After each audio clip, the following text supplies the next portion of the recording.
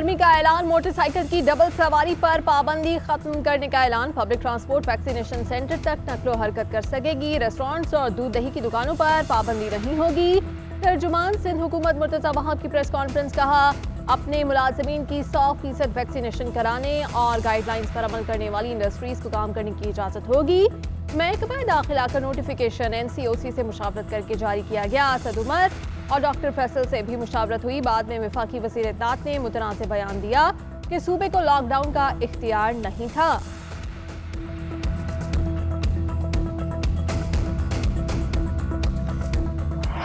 वफाक ने सिंध हुकूमत के लॉकडाउन की मुखालिफत कर दी। वफाकी वज़ीर इत्तलात फवाद चौधरी ने कहा है कि सूबाई हुकूमतें इनफरादी फैसले नहीं कर सकती।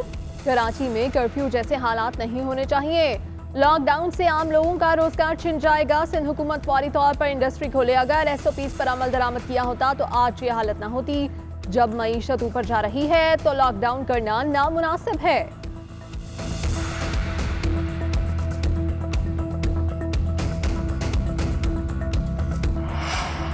कराची एक्सपो सेंटर में अवाम की बड़ी तादाद वैक्सीन लगवाने पहुंच गई। सिस्टम बंद, शदीद बदनज़मी, बाज़ शहरियों ने खिड़कियों के शीशे तोड़ दिए। रश के बाइस पुलिस की इजाफी नफरी तलब करना पड़ी।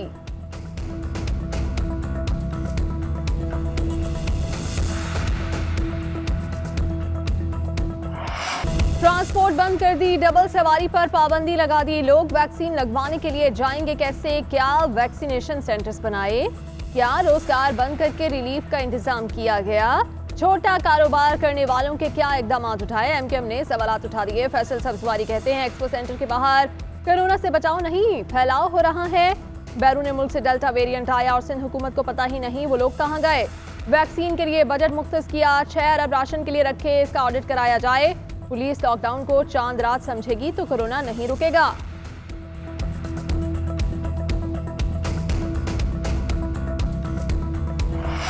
भारतीय हठधर्मी ने खेल के मैदान भी ना छोड़े। भारत की धमकियों के बायस कश्मीर प्रीमियर लीग से तमाम गैर मुल्की खिलाड़ी दस्तबरदार। जनूबी अफ्रीकन खिलाड़ी हर्षल गिब्स का दबाव कबूल करने से इनकार। कहते हैं भारतीय क्रिकेट बोर्ड उन्हें धमकियां दे रहा है। BCCI पाकिस्तान के साथ अपना सियासी एजेंडा दरमियान मिला रहा है। कश्मीर प्रीमियर लीग T20 खेलने से रोकने की कोशिश कर रही है।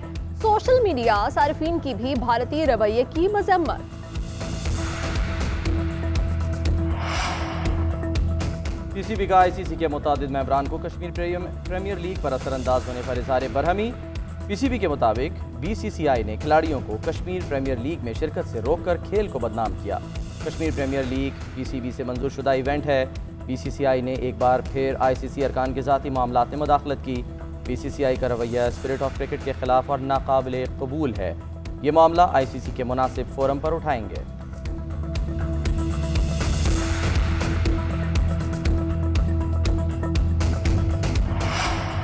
क्रिकेट में भारत की सियासत, फवाद चौधरी और दफ्तर खारिजा की मजम्मत। वफाकी वज़ीर इत्तलात का कहना है कि ये पहला मौका नहीं कि मोदी हुकूमत ने क्रिकेट को मजमूम सियासत की भेंट चढ़ाया हो।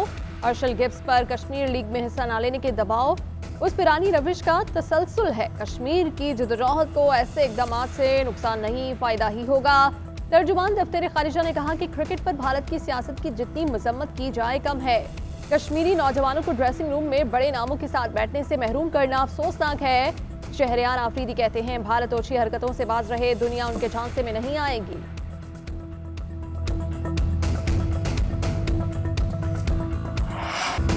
सिंध में लॉकडाउन करके ये अपना नुकसान खुद करेंगे। इमरान खान के स्मार्ट लॉकडाउन को दुनिया ने सराहा। मुस्तकबिल में सिंध में भी हुकूमत तहरीक इंसाफ बनाएगी। आज़ाद कश्मीर का वज़ीर आज़म कौन होगा ये इमरान खान को पता है। इलेक्शन वक्त पर होंगे। तहरीक इंसाफ की पोजीशन बेहतर हो रही है, शेख रशीद ने बता दिया। वज़ीर दाखिला ने नूर मुक़द्दम कत्ल केस से मुतालिक कहा कि नूर मुक़द्दम के मुलजिम को किसी सूरत नहीं छोड़ेंगे। बस चले तो नूर मुक़द्दम के कातिल को गोली मार दूँ। नूर मुक़द्दम केस में ज़िम्मेदाराना रवैया अपनाए। मीडिया नूर मुक़द्दम केस को ज़्यादा मत दिखाए।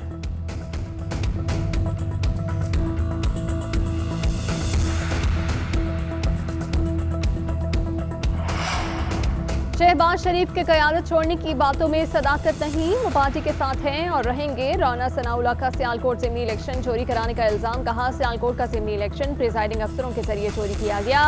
ऑपोजिशन पर झूठे मुकदमात दर्ज करके इंतकाम का निशाना बनाया जा रहा है। 3.5 साल बाद मालूम झब्बा BRT पेशावर केसेस बंद हो गए। नैब ने आटा, चीनी और अद्वियात चोर को हाथ नहीं लगाया।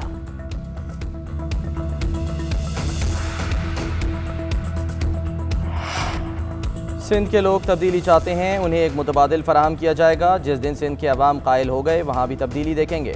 वज़ीर ख़ारजा शाह महमूद कुरैशी की प्रेस कॉन्फ्रेंस। कहा, मुल्तान में जनूबी पंजाब सेक्रेटेरिएट का काम शुरू हो गया। बहावलपुर में भी सेक्रेटेरिएट के लिए 30 एकड़ ज़मीन खरीद ली गई। जो पैसा जनूबी पंजाब के लिए रखा गया है उसकी एक एक पाई वहीं खर्च की जाएगी।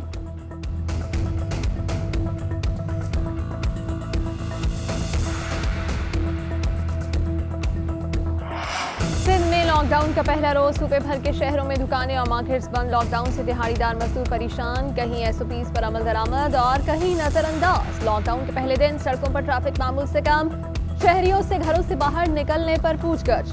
पब्लिक ट्रांसपोर्ट, निजी गाड़ियों और डबल सवारी की खिलाफवर्जी पर कार्रवाइयां। पुलिस मुसाफिरों के वैक्सीन सर्टिफिकेट चेक करने लगी। काठौर में मुसाफिरों का शहर की तरफ पैदल सफर।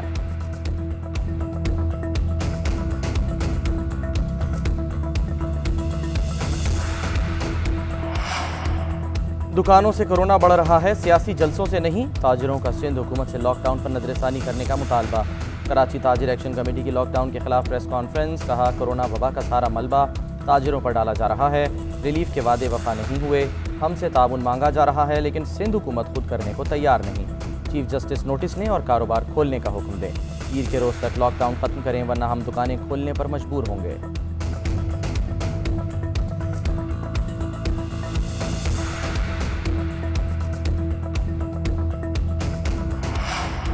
कोरोना के बढ़ते केसेस। लाहौर के 13 इलाकों में स्मार्ट लॉकडाउन नाफिज। गढ़ी शाहू, इकबाल टाउन, अजीज भट्टी रोड, कैंट, सामनाबाद, गुलबर्ग और शालीमार के इलाके शामिल। 12 अगस्त तक मुतासिरा इलाकों में मार्केट, सरकारी और निजी दफातर, रेस्टोरेंट्स बंद। हर किस्म के इज्तिमात पर मुकम्मल पाबंदी होगी। जज साहिबान, अदालती अमले, वकला, कानून नाफिज करने वाले एहलकारों को इस्तिस्ना हासिल। कॉल सेंटर्स, बैंक को जरूरी स्टाफ के साथ काम करने की इजाजत होगी।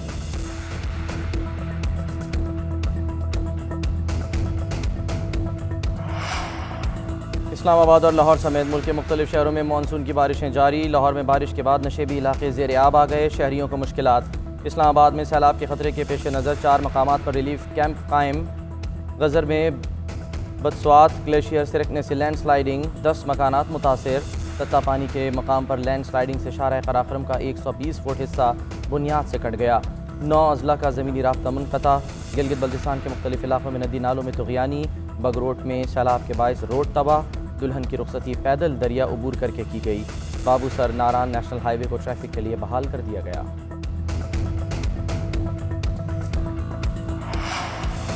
नूर मुकद्दम कत्ल केस। मुलजिम जाहिर जाफर के जिस्मानी रिमांड में 2 रोज तक तौसी। अदालत का मुलजिम को 2 रोज बाद अदालत में पेश करने का हुक्म। मुलजिम के वालिदैन जुडिशल रिमांड पर जेल में हैं।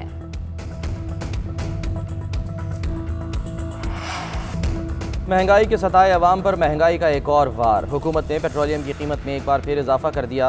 पेट्रोल 1 रुपये 71 पैसे फ़ी लीटर महंगा। नई कीमत 119 रुपये 80 पैसे फ़ी लीटर हो गई। मट्टी के तेल की कीमत में 35 पैसे फ़ी लीटर इजाफा। हाई स्पीड डीजल और लाइट डीजल की पुरानी कीमतें बरकरार।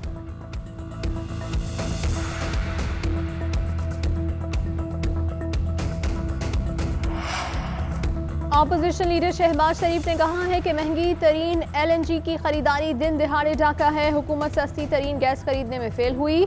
PTI की नाअहली और लालच की वजह से कौम को अरबों डॉलर का नुकसान उठाना पड़ेगा। शहबाज शरीफ की पेट्रोल महंगा करने की भी मजम्मत। सेनेटर शहरी रहमान ने कहा कि मुल्क की तारीख में पेट्रोल की कीमतें बुलंद तरीन सतह पर आ गई। हुक्मरानों को महंगाई बनीगाला के पहाड़ों से नजर नहीं आती।